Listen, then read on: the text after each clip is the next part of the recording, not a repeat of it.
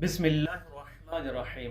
حضرت فاطمہ زہرا سلام اللہ علیہا نے ارشاد فرمایا کہ مجھے تمہاری دنیا میں تین چیزیں بہت زیادہ محبوب ہیں، بہت زیادہ دوست رکھتی ہوں۔ وہ تین چیزیں کون کون سی ہیں؟ فرمایا تلاوت و کتاب اللہ، اللہ کی کتاب کی تلاوت کرنا، اور دوسرے والنظر فی وجہ رسول اللہ، رسول اکرم کی زیارت کرنا، اور تیسرے والانفاق فی سبیل اللہ، اور اللہ کی راہ میں انفاق کرنا، اللہ کی راہ میں خرچ کرنا۔